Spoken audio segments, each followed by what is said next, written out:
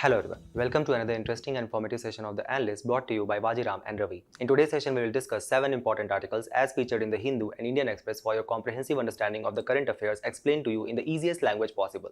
The topics are as follows. From your analysis section, in the first topic, we are going to examine the abysmal state of under trial prisoners in the country in the light of the recent commitment which has been made by the Minister of Home Affairs following the directive of Bharatiya Nagrik Suraksha Samhita 2023. Then in the second topic, in the wake of the formation of a new government in Sri Lanka, we are going to analyze the challenges and changes which can emerge in India-Sri Lanka ties. Then in your simplified section, we'll be taking up 5 news. We will not only try to simplify the news for you, but also provide the much important value addition and practice questions, keeping in mind the approaching prelims 2025. So stay tuned. The explained article today highlights the plight of the under trial prisoners in the country by providing important data about them and also showcases the government's recent efforts which the government has actually taken to kind of address the issues revolving around the under trial prisoners, which forms an important component of your GS2 paper under the larger theme of government policies and interventions. So let's first start by understanding who are these under trial prisoners. If we refer to the 78th Law Commission report, it states that person who is currently imprisoned on remand while awaiting the trial in the court of law, or for example, a person who is in judicial custody, not police custody, on remand during the investigation, such a person is considered to be an under trial prisoner. Let's try to pose ourselves here a kind of a question. The question is that can such under trial prisoner is actually able to vote or was able to vote in the recently concluded 18th Lok Sabha election. So if we refer to the section 62 clause 5 of the Representation of People Act of 1951, it holds that if there is any person who is legally detained or is lawfully in the police custody, that person is actually bad, or that person cannot vote in any kind of election which is taking place. Now some of you will pose another question. The question can be, what if person is under the preventive detention? So if we refer to the Article 22 of the Constitution, it actually provides two kinds of detention. First is punitive detention and the other is preventive detention. The punitive detention is that, for example, you have committed some crime and for that you have been actually convicted by the court and thus you have put behind the bars. So you have certain rights as a prisoner. The second is preventive detention in the case where I have not done any crime, but yet I have been detained because of the suspicion that I can cause some kind of crime in the future, considering if I am a history cheater. In this particular case, the Article 22 actually upheld this kind of preventive detention and states that such a person can be held in the prison for maximum of 3 months, and after that an advisory board will be formed which will basically consist of High Court judges who will then decide whether such person will remain in prison or not. But there exists no such law which actually bars such person who is under preventive detention to vote in election. So the chances are that person can actually vote. Now when we have understood who are these under trial prisoners, let's try to look at the status of these prisoners in our country right now as per the report which has been published by the National Crime Record Bureau, which states that currently in our country there exist 5,73,000 prisoners, out of which 75% or 4,34,302 people are basically under trials, or basically they have not yet been convicted by the court. That means every third out of 4 person is actually an under trial prisoner. Remember that 59% of these under trial inmates were actually coming from 6 states itself, with Uttar Pradesh leading the way, with consisting of 21.7% of the under trial prisoners, followed by Bihar, Maharashtra, Madhya Pradesh, Punjab and West Bengal. Also keep this in mind that 65.2% of these under trials were either illiterate, 26%, or they have received education till at most class 10th. So when you guys are also reading or writing about the educational aspect or the role it's play in the development of a human being, you can see that what lack of education transpires to. Also, there are certain people who are actually coming from marginalized community, the majority section of these UT prisoners. For example, 19% of these under trials were Muslims, 4.7% were Sikhs, more than the community's respective share in the population itself. Also, 20% of these under trial prisoners were actually SCs or scheduled caste, and 9.3% were scheduled tribes, again their share being more than the census of 2011's population. Now just look at the amount of the years which these under trials have spent in the jail. Almost 11,490 people who are currently lodged in the jail have spent more than 5 years without being convicted. Keep this in mind, that whatever the charges which has been they are accused of, it has not yet proven. Then there are almost 3 lakh people who are at least in the jail for up to 1 year. Just imagine just losing one lucrative year of your life or very formative year of your life in the prison without the crime which is being against you that is actually not yet proven. Why such high number of under trial prisoners exist in our country? The first reason is, and the majority one, that is the low capacity of judicial system which we have. For example, just look at this data which was actually published in the November in Times of India newspaper, citing the source as Law Ministry, where it actually shows the vacancy which exists in the high courts. Almost up to 49 or 50% in Allahabad High Court, 27% in Bombay, 38% in Punjab and Haryana, 40% in the High Court of Calcutta, and if you just look at the kind of a sanction strength, the vacancy at national level exists at 32%. So what this transpires to, this empty chamber of judges, what that leads to? It leads to the pending court cases for more than 3 years in India. Just look at the staggering number which we have. For example, in Bihar, 66% of the cases are actually pending in these district and taluka level courts for more than 3 years. Or for example, 47% in Uttar Pradesh, 15% in Chandigarh. Just look at the number of Maharashtra, 43%, or Tamil Nadu, 32%. So there are basically a lot of prisoners who are just waiting in the prison to actually get the chance to arrive in court, at least get the due judgment or bail, but in return of that, what they actually get is Tariq pe Tariq and Tariq pe Tariq. And as Martin Luther King Jr. very rightly said, that any justice which is delayed is actually justice denied. The second important reason is the poor economic educational level which these under trial prisoners have, which we already were seeing from the data which we were discussing.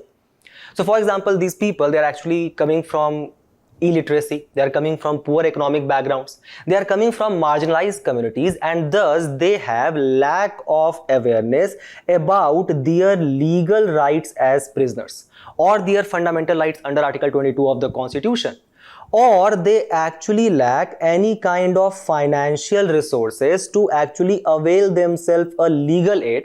For example, we have a provision under Article 39A of the Constitution which actually provides for free legal aid to the poor.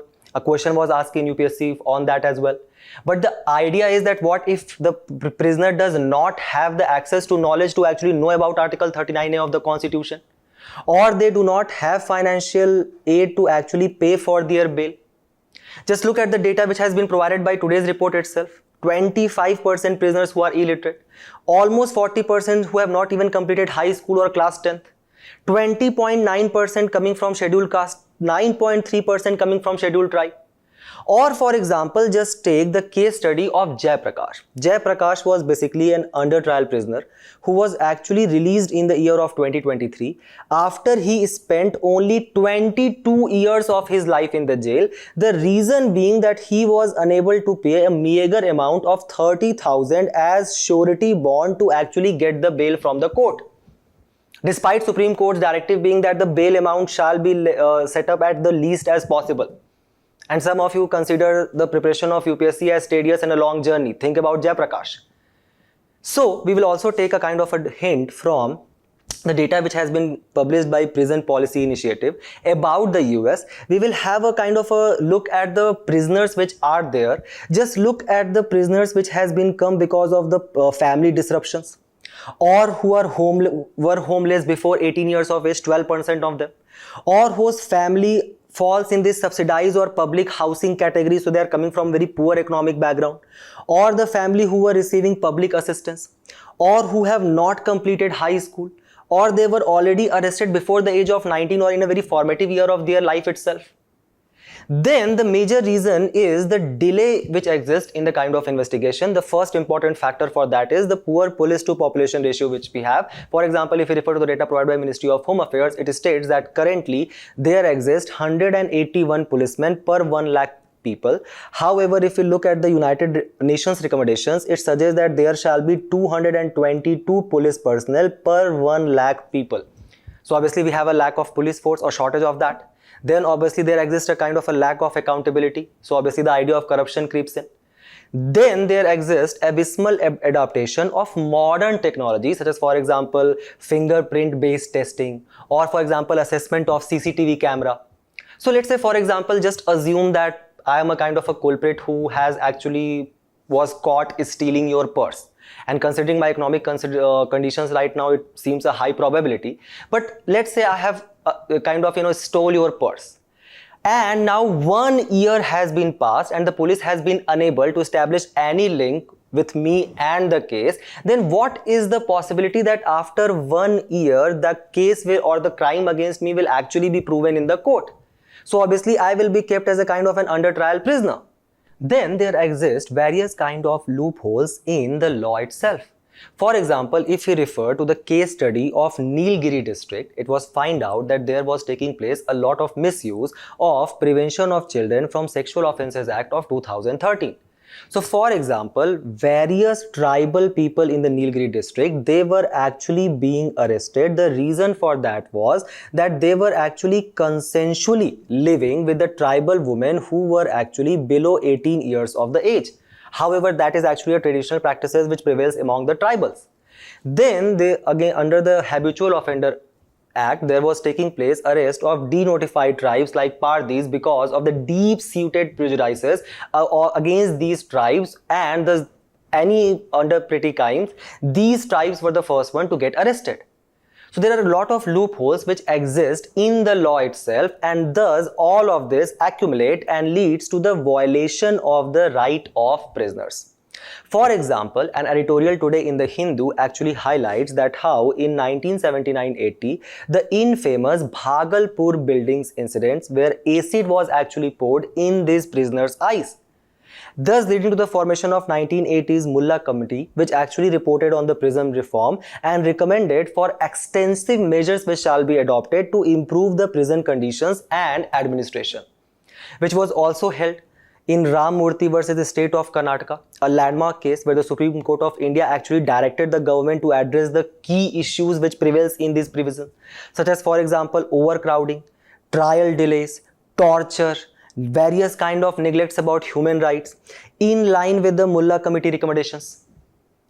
Now, just look at the integral right of the prisoners which we have in the country. For example, from the UN Declaration of Human Rights 1948 itself, it states that there shall be the prevalence or presumption of idea of you are innocent until proven guilty otherwise.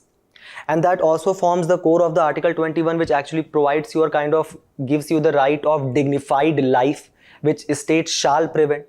Also there exists then Article 22, which actually states that every under trial prisoner or any prisoner has actually right to choose their legal practitioner of their choice and to be represented in the court as earliest as possible. However, what is the condition of prison in our country? So for example, if you are referring to the National Crime Record Bureau data, currently the prison capacity which we have across the country, that is of around 4.36 lakh prisoners. So this is the capacity which we have in the prison. However, the current prison inmates, how many of they are? 5.73 lakhs. So that means that we have just stuffed our prison, and there are many prisons who are actually working 100% to 200% capacity, much more than their original capacity, because of which what it leads to various kind of inhuman condition in the prison, various kind of mental health impact, stress disorder. All that actually leads to kind of violence against specifically the physically disabled prisoners. Also, the poor infrastructure which exists many of the time, that leads to the ignorance of the special needs of the prisoners, the example of which we can see in the Stan Swamy case. where Stan Swami, being a patient of Parkinson disease, was actually denied any kind of assistive help which he was actually asking for. Even despite existing two important landmark judgments of Supreme Court, first being the Upender Bakshi case 1983, where Supreme Court held that these prisoners has the equal right to dignified life and human living conditions. And the Rasik Lal versus Kishore 2009 case, where Supreme Court held that right to bail is actually an absolute right and that shall be granted at earliest, thus upholding the right of that you are innocent until proven guilty. Thus, following these directives, what are the steps which has been taken by the government? So the government has come actually at a rescue of these under trial prisoners, where recently the Union Home Minister said that the under trials who have spent more than a third of the maximum prescribed sentence for the crime which they are accused of, they shall be released on the Constitution Day of, that is November 26th. So let's say, for example, I have committed a crime and the punishment for that is 6 years, and I have actually been in the prison for now more than 2 years. So I will be released on 26th of November because my crime has not yet been proven. These new relaxed provisions on bail for the first time offenders has actually been added in the Bharatiya Nagarik Suraksha Samhita 2023, specifically under the section 479 of the BNSS. What does this provide? What relaxed bail standard for first time offenders? Let's try to read that. So it says that section 479 of BNSS states that the maximum period for which an under trial prisoner can be detained. It lists down that a prisoner who is not accused of offences punishable with death or life imprisonment shall be released on bail if she has undergone detention for a period extending up to 1/2 of the maximum period of imprisonment is specified for that offense under the law, right? So 1/2, so 6 years. If you are there more than 3 years, then you are going to get bail, correct? The provision, however, also clarifies that an accused shall not be released on the bail by court if there are pending investigation or trials into more than one offense or in multiple cases relating to the very same person. That means you are basically a history sheeter, right? The preventive detention theory. The court also ordered that all state governments and union territories to file affidavits within the 2 months detailing the number of such under trials who can be entitled this extension or relief under the section 479 of BNSS. And it also ordered the jail superintendents to send such reports with this data to the states and UTs so they can collect them for their affidavit.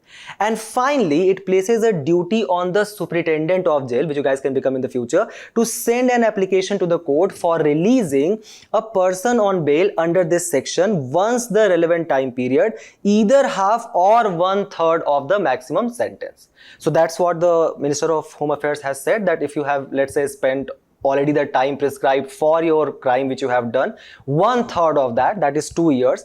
In the act, it has been specifically stated how many? Half of the sentence. But the Supreme Court has stated that, okay, you can send them like even if the half or 1/3 has been done, right? So on the basis of that, a lot of under trial prisoners are going to be released. You guys try to attempt this particular question and we move forward to the next news. The editorial ponders upon the new challenges that can actually emerge in India-Sri Lanka relations in the light of a new political party which is going to form the government in Sri Lanka, being the National People's Power Party, about to form the government and thus forming an important component of your GS2 paper under the larger theme of India's neighborhood and international relations. So let's first try to understand the historical ties which India and Sri Lanka shares.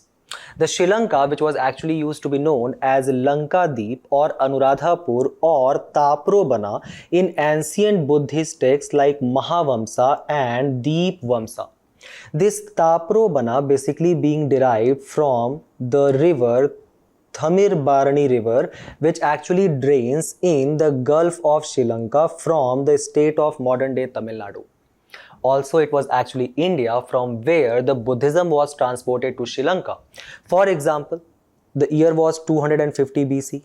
It was taking place the third Buddhist council under which the Mauryan king Ashoka, were at Pataliputra, presided by whom? Mogliput Tissa.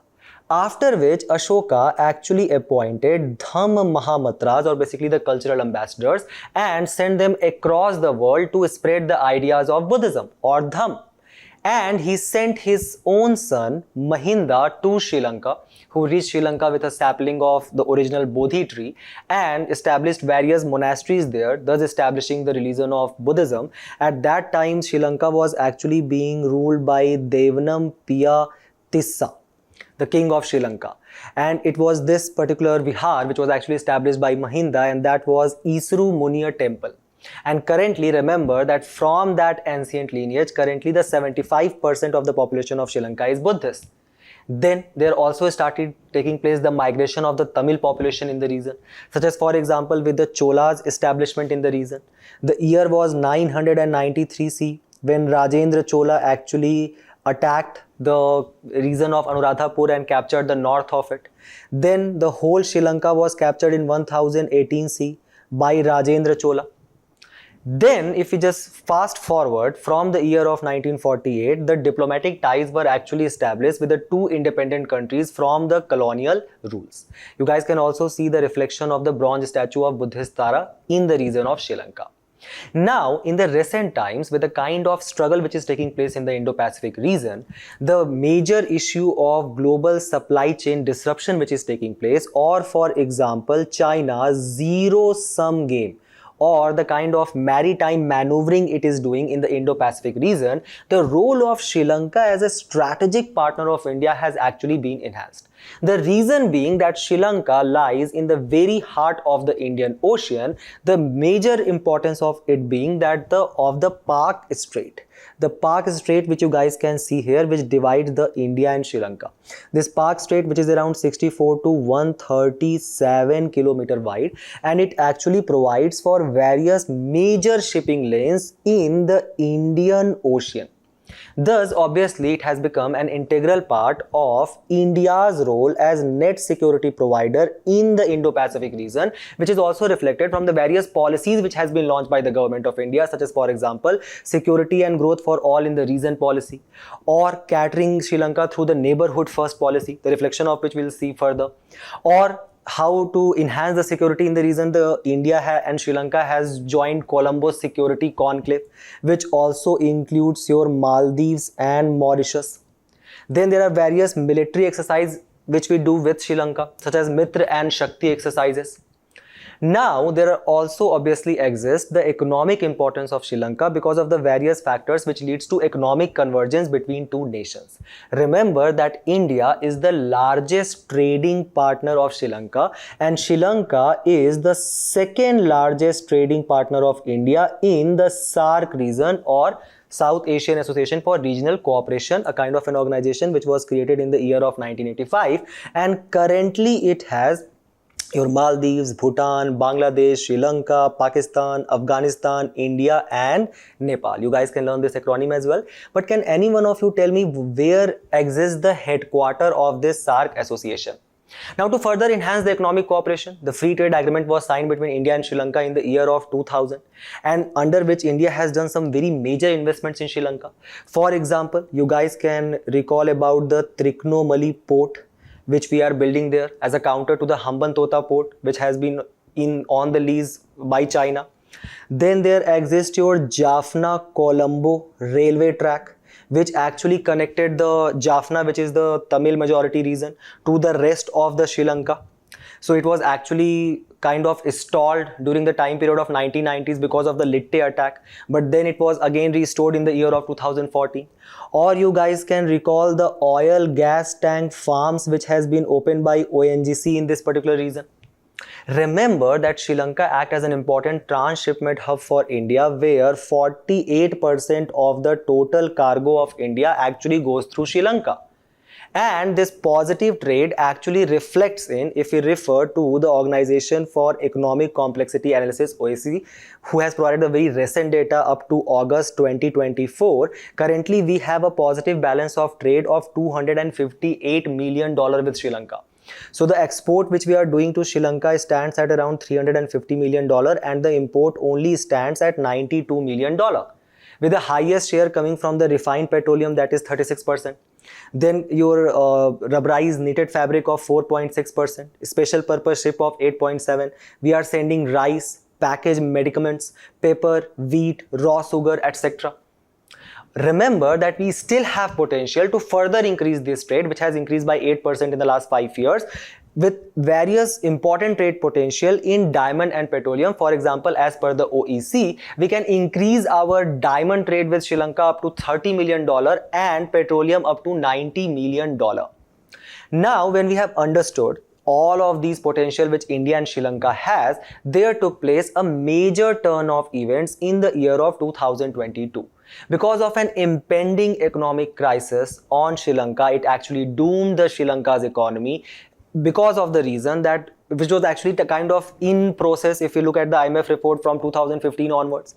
And by the time 2022 came, Sri Lanka was actually left with $1.9 billion of forex reserves. However, the debt it owed was around $4 billion. So the company actually defaulted on the sovereign debt. And that ultimately led to the huge protest by the Sri Lankans, ultimately leading to the President Gotabaya Rajapaksa, who fled the country on a military jet. What were the various causes for this economic crisis? First was obviously the poor economic policies which was adopted by the government, such as, for example, shifting completely to organic farming and complete ban of fertilizers on which the agriculture was highly dependent. Or, for example, while the revenue of the government was already declining, they kind of brought a LPG reform of a taxation cut where they took the largest taxation cut in the Sri Lanka's history.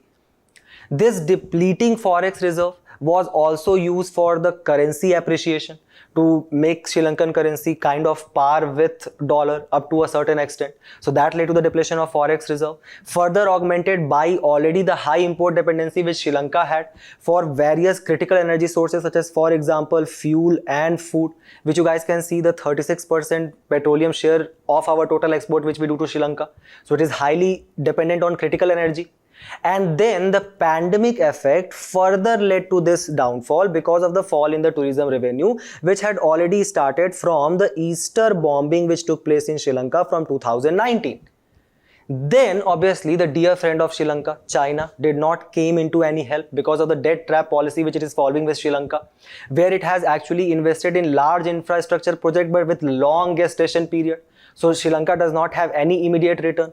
For example, you guys can just quote Hambantota port, which has been given by Sri Lanka on 99 years lease. Also at that time there was aggravating food crisis because of the supply chain disruption caused by Russia-Ukraine war. And there was delay in seeking the IMF aid at that point of time because existed the political corruption. So when the Sri Lankan economy was very close to its downfall, this is where India actually expanded its neighborhood first policy and came to the rescue of Sri Lanka. So a line of credit of $4 billion was actually extended to them. Then the Paris Club, which is a kind of an informal creditors group which actually aims to restructure the debt of unsustainable countries, also asked in your prelims examination. So under that, India ensured that 3 billion bailout package from IMF was provided. Can any one of you just tell me in yes or no whether India is a member of Paris Club or not? Then there was a 400 million currency swap which was taken with RBI and SARC provided to Sri Lanka. Then the Export and Import Bank of India, that provided $55 million facility to finance the fertilizer import, which was very critical for the Sri Lanka's agriculture sector. And 26 tons of drugs and medical supplies were also provided. Just have a quick look at this infographic which states that how there was a fertilizer credit line which existed, fuel credit line which existed, loan facilities which were provided. State Bank of India actually provided $1 billion essential commodities credit facilities, and there was also net increase in this ACU liabilities and RBI currency swap which took place. However, despite such efforts and the help, there still exists certain challenges between India and Sri Lanka relation. First is of the baggage of history which the two communities share, and that is because of the Litte activities of the 1990s, that is basically the liberation tiger of Tamil Eelam fighting for the Tamilites in Sri Lanka, kind of working from the region of Jaffna, that has led a deep-seated grievances and apprehension among the Buddhist Sinhalese community. And this apprehension actually kinds of hinders the intermingling of these two communities, and any violation of rights of Tamil also leads to a kind of a reflection on India's policy towards Sri Lanka. So for example, there was a East Container Terminal project which was actually being made by India and Japan in Sri Lanka. However, this majority community Sinhalese actually protested against that. So that led to the discontinuation of this project, kind of an economic loss to India. Then there is a bottom trawling fishing issue, which is specifically around the Kachadivu Islands, which we actually ceded to Sri Lanka in the year of 1974, specifically about the extension of the exclusive economic zone of India and Sri Lanka, which is very difficult to decide. Then comes your Sri Lanka's endorsement of the Belt and Road Initiative, which we can see from the Hambantota port. And very recently, as late as October 2024, it actually allowed for a military research vessel of China to dock in Sri Lanka. Obviously, because of the debt trap or the kind of debt dependence Sri Lanka has on China. Also, the refugee influx from Sri Lanka after the economic crisis, which they actually fled and started entering into the region of Tamil Nadu and the South India, that has also become a major problem. And that is the reason the article today suggests that there exists a space of change, because the new party which has been come, it has got an exceptional mandate to deal with this unprecedented crisis. What are the challenges which it has to tackle, such as, for example, providing relief to people to eliminate corruption, to abolish the executive presidency and repeal the Prevention of Terrorism Act. And do it has a legislative strength? Yes, absolutely. To bring a new constitution. Why? Because 2/3 majority in the parliament is necessary for major amendments in Sri Lanka. Sri Lanka is also now in the very unknown waters, having defaulted already on its external debt for the first time in its history. So the straight jacket of an IMF program with severe austerity measures and debt restructuring privileging powerful creditors, particularly bond holders, that allows little wiggle room. So we need to kind of help Sri Lanka to improve their economy. And how we can do that? First of all, we'll need to shed the big brother attitude which we have. And we start from the development of Trichinomaly Bati Kaloa belt for tourism and trade, thus integrating north and south of Sri Lanka and south of India, and then create a kind of a South India Sri Lanka sub-region as a single market, so the flow of goods and services can take place.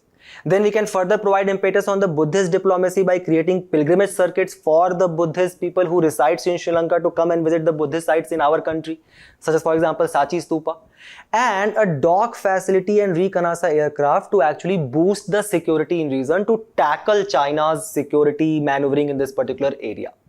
So just remember these suggestions, try to solve this particular question, and we move forward to the next news, where an article appears on genetically modified crops, and it states that how it can actually help us to create such genetically modified crops to fight hunger which is prevailing in our country, which is obviously very much visible from our abysmal ranking of 105 in the Global Hunger Index of 2024.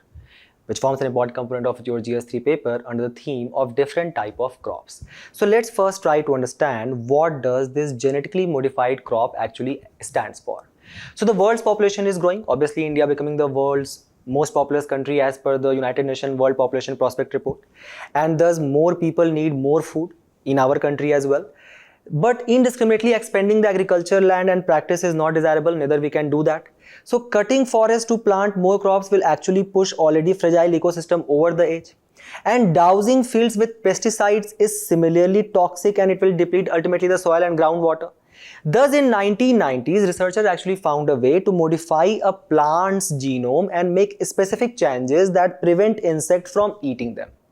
This is where the BT cotton, which is actually grown in India, and BT brinjal in Bangladesh, they started adding a gene from the bacterium Bacillus thuringiensis, sorry for my mispronunciation, on the plant genomes, making them produce a toxin that actually kills the insect. So let's try to understand this BT cotton first. This Bacillus thuringiensis was actually discovered in 1901 by a Japanese biologist whose name was S. Ishiwatari. Basically what we do, this Bacillus thuringiensis is a commonly found soil bacteria. So we take the genes of this BT and we insert them in the plant cells, which actually produce kind of a crystal insecticide killing protein, which is also called as cry protein, cry1AC or cry2AB. How this genetically modification is done? So just look here. There is insecticide gene created using the recombinant DNA technology. So we took the plasmid vectors, we took the cleaved vector, this is your cleaved DNA. We added both of them with the restriction enzyme. Then we grew this plant cell, take up insecticide gene from the plasmid vectors, select for the insecticidal cell. Cells starts or used for the plant propagation, and when the insect that feed on this plant will die, pests such as, for example, tobacco birdworm and bollworm larvae. What is this Bolgard 1 and Bolgard 2 which you guys often see in the news? These are basically the genetically modified BT cotton crops which Bolgard 1 basically contains Cry1AC protein and Bolgard 2 contains Cry2AB protein. Now remember that these weed which threaten farm but spraying herbicide to kill them may kill the crop as well. Now there are herbicide tolerant GM crops, HT-GM crops, which are immune to some weed killing substances, thus helping the farmer to kill the weed alone. Now what are the issues which prevail?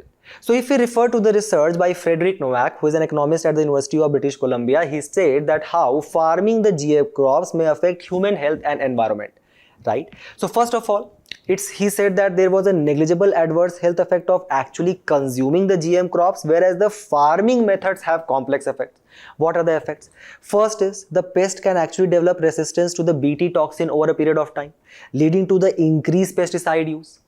Thus, he suggests that diversifying the kind of Bt crops being planted, including areas where non-Bt crops are planted side by side, kind of a mixed cropping or rotational cropping, adding more genes to bolster the plant resistant to pest can be done. Now the issues which prevails are, first of all, the chances is that such Bt crop can actually limit the growth of other non-Bt crops in the region. That has emerged as an issue. Second is that a cross pollination can take place. So let's say for example there is a weed and this weed basically breeds with a kind of a herbicide resistant plant and thus leads to a kind of a herbicide tolerant weed. That can take place, the birth of super weeds. Also, there are various kind of patents which exist with such herbicide tolerant varieties. So that ultimately leads to the high prices and kind of restrict the access of small and marginal farmers to these kind of advanced seeds. Also, there can have an impact on trade because various other countries forms various kind of legal methods to actually deal with these herbicide tolerant plants and seeds. So if there is a kind of a genetically modified crop and if India is selling that to some country which has strict rules over that, it can actually hamper our export. Also, the article suggests that the effects are more nuanced with the herbicide tolerant crops. However, they are generally made to resist a specific broad spectrum of herbicide. The farmer benefit because they don't need to expend more on labor and money to mechanically remove the weed because the weeds are now not taking place. They can just use the herbicide and not worry about their crops dying. This also reduces the tilling, ultimately leading to the zero tilling, where farmers turn the soil over to kill some weeds before planting crops. So no-till agriculture actually reduces the carbon emission, a kind of a question which was also asked in your PYQ.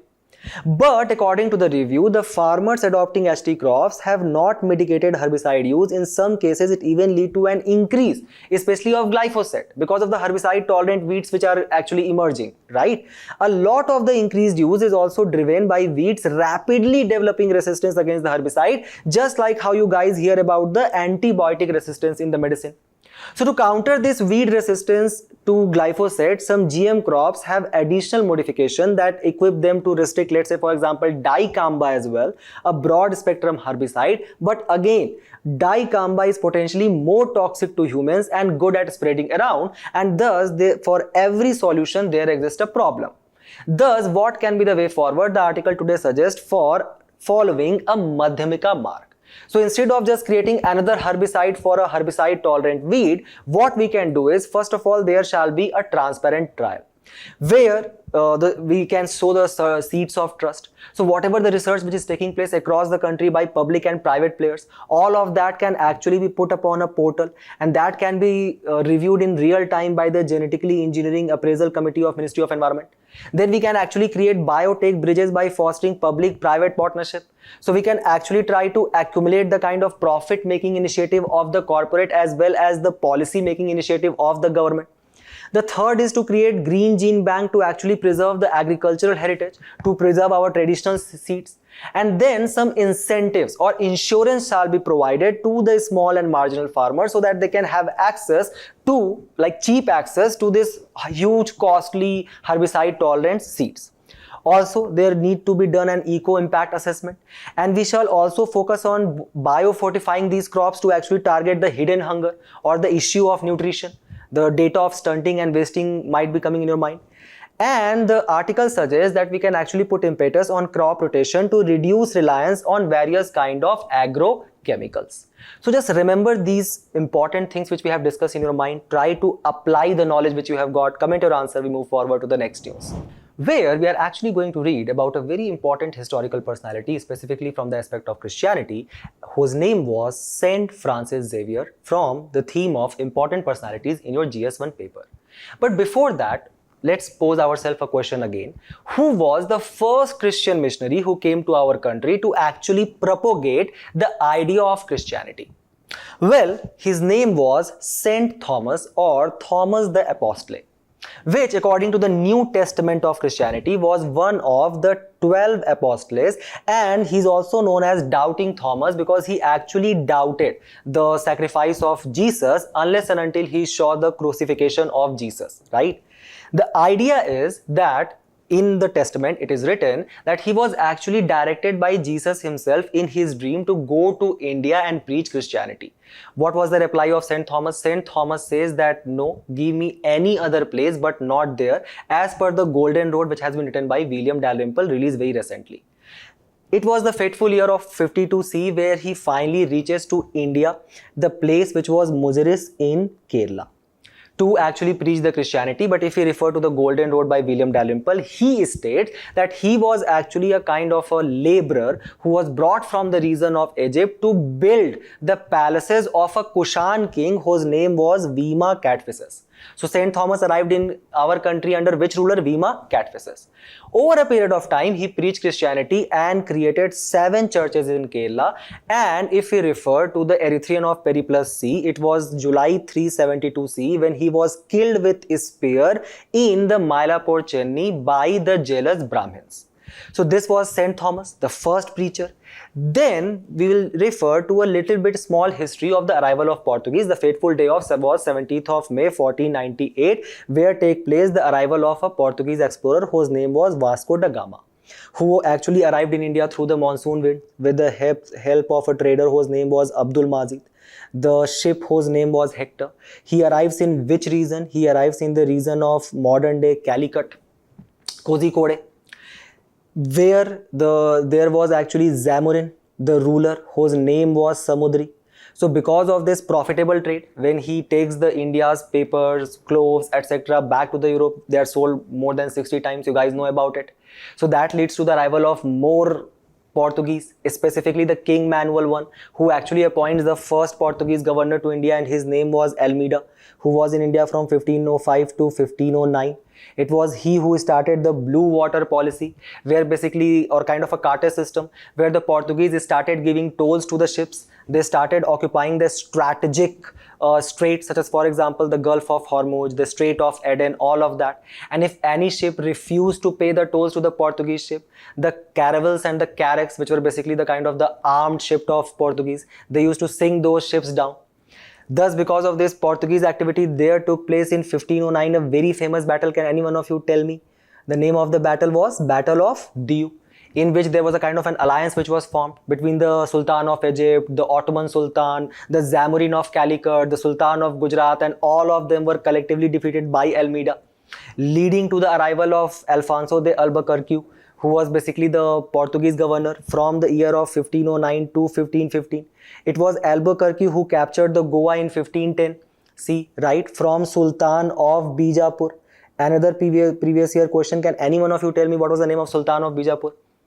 It was also the Albuquerque who actually got into the diplomatic relations with Krishna Deva Rai, and Krishna Deva Rai actually allowed him to create a Bhatkal fort because he wanted the kind of import of good quality Iraqi and Iran horses.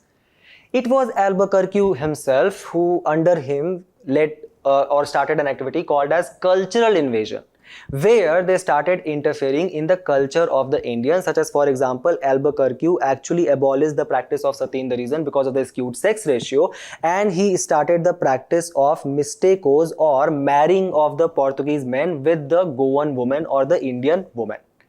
So it was in this backdrop where the Portuguese king at that time realized that maybe the Portuguese who have come to India, they have lost their connection with the faith of Christianity, and thus the Saint Francis Xavier was sent. Saint Francis Xavier, who was born in the year of 1506 in a very rich noble family in Xavier Castle, the king of Navarre, which was basically currently in the country of Spain. It was in 1534 in Saint Pierre de Montmartre in Paris, which is basically a university and now a cathedral, where he realized that he should actually propagate the idea of Christianity to the larger world, and thus he established a Jesuit order, he and his 6 friends, where they took the vows of poverty, chastity and obedience. And he arrived in India to propagate Christianity in which year? In 1542 to 1545, and he spread Christianity among a coastal community of Goa called as Paravas, who were already converted to Christianity, but like the major religious inclination of this community took place during the time of Francis Xavier, and he was also the first missionary to visit Japan and the Malaya Peninsula. So he was referred to as what? Goencho Sahib. And he arrived in Goa, then a Portuguese colony in 1542, the history we have seen. So his primary mission was actually ordered by the King John III to restore the Christianity among the Portuguese settler. The saint, remember, when he traveling to Japan and Malaya Peninsula, he left India in 1545. So in 1552, he died on the Shangchuan island of China's coast. And he was first buried on the island there itself. The following year, his body was exhumed and transported to Malacca, where it was housed in the church of St. Paul, and finally his body was shipped to Goa in 1554 and kept at St. Paul's College in Old Goa. That is the first building constructed by Jesuits in Goa. Note this down as well. The body was later transferred to Casa Professor near the Basilica of Bom Jesus in Old Goa by 1613 and placed the basilica in 1614. You guys can see here taking the Xavier taking the leave of John III of the Portugal, and here he is preaching in Goa, right? So on the basis of this discussion, just try to solve this particular question, try to apply your knowledge, and we move forward to the next news, where we are going to cover a very interesting news which actually talks about the kind of dietary habits which the Indians have, and what that is actually transpiring to. So there is basically a new report which has been published by the Access to Nutrition Initiative, that is ATNI, a non-profit global foundation, which is basically a 5th edition of the Global Access to Nutrition Index. And it has found that leading food and beverage companies, on average, they actually sell products that are less healthy in low and middle income countries like India compared to the high income countries. And this report, it basically assessed 30 of the world's largest food and beverage manufacturers, 23% of the global F&B market which they comprise, on their performance to improve the access to the nutritious food, and what has been the finding. So the finding suggests that it analyzed 52,414 products, such as for example Nestle, PepsiCo, Coca-Cola, etc. And it set a parameter of 0 to 5. Above 3.5 category was considered as a healthier item. It also suggests kind of calculated the products which actually leads to increased risk of health, such as for example energy, saturated fat, total sugars and sodium level, and certain things which decrease the risk, such as for example protein, fiber, vegetable, legume, etc. It found out that the portfolio healthiness was actually lowest in the low and middle income countries. For example, food product healthiness in this LMSIC scored much lower, 1.08, than in high income countries, which was 2.3. Only 30% of the companies demonstrated a strategy to price some of their healthier product affordably for lower income consumers. Also, the report suggests that if we also refer to the Economic Survey of 2024, which basically used the data of Indian Council of Medical Research Dietary Guidelines, which was published in April 2024, the Economic Survey states that how there is a looming threat over India, and that is an epic proportion of non-communicable disease. For example, currently 10.13 crore Indians are actually suffering from diabetes, and obesity is prevailing among 24% of women and 23% of men. Thus, 56.4% of the total disease which we are facing, that is due to the unhealthy diets. And if we refer to the UN data, 50% of Indians cannot afford a healthy diet. So the article suggests that there are certain steps which has been taken. However, it also suggests that the steps which has been taken, one specifically being the food safety and standard labeling. So the kind of labeling of a particular food product and telling that how healthy it is exactly and what are the issues which prevails here. So there was a kind of a amendment regulation which was brought in 2022, but the article suggests that it has not been able to reach the kind of impact which it was envisaging. Then there are certain other impacts to improve the nutrition status of Indians, such as, for example, the National Food Security Act 2013, which provides for subsidized food ration to 75% of rural and 50% of urban population. Then there is PM Poshan Abhiyan, under which the nutrification diet is being provided to the school children specifically to actually reduce down the issue of stunting and wasting which is prevalent among them. Then there is Antyodaya Ann Yojana, which is actually targets the 1 crore poorest of the poor people to increase nutritional status among them. Then there is rice fortification, which takes place under the public distribution system. There was an Eat Right India campaign by FSSI as well as FSSSI, that is Food Safety Authority of India. It has also released a state food safety index to actually kind of see the products, how they are being labeled in various states and rank them to actually increase a kind of a competitive federalism. So these are the steps which has been taken. Remember the data, you guys can quote them in your health sector, and we move forward to the next news, where we are going to talk about a new scheme which has been launched, and that is Pradhan Mantri Vidya Laxmi scheme, which forms an important component of your government policies under your GS2 paper. So let's first have a brief overlook about what does this scheme provides for. So it is basically a central sector scheme. So that means the complete funding will be provided by the government, and it seeks to provide financial support to meritorious students who are applying for higher education. Remember this, right? This is a key word. And now the students will be eligible to get a collateral-free, guarantor-free loans from banks and financial institutions to cover the full amount of tuition fees and other expenses related to the course. What is the limit which has been provided? So it is saying 3% interest subvention will be provided by the central government for the loans up to 10 lakh rupees for higher education. To which people? To the families who have annual income up to 8 lakh rupees. And such interest subvention will be provided to at least 1 lakh students a year. Thus, the government has released a total corpus of 36,000 crore in a mission mode framework, that is from 2024 to 2031. Now, what are the major differences which exist? So first of all, the number of institutions eligible, the mode of processing of loans, the income cap and the amount of money to be disbursed, all of that is different from the previous schemes. Now the students can apply for loans through this Vidya Laxmi portal, which not only simplifies the loan application but also tracks the loan status as well. Also, for the first time, there is a kind of a linkage which has been done. So to all major public sector as well as private banks, you can take loan from both of them, and it also facilitates the tracking of it as well. Earlier, the schemes only used to provide such interest subvention to the low income group, but now the coverage has been obviously expanded to the middle income groups as well. Also, earlier, only the eligible institutions needed to be accredited with National Assessment and Accreditation Council (NAC) and the National Board of Accreditation. Now, only institutions with NIRF rankings are eligible. That means it is applicable to all government and private institutions. If you want to get higher education in these, you will get an interest subvention from the central government within 100 in the NIRF ranking. So don't you think that if I am saying that only the institutions with NIRF ranking are eligible, and that to the top 100, that means that now let's say first of all there is an entrance test for all these institutions. So first I will need to qualify that, and then only I can get into this institution and ask for interest subvention from the government under this Vidya Laxmi. So the article itself suggests that it will actually increase the performing well pressure for the higher education test among the students. So there is a kind of a drawback as well.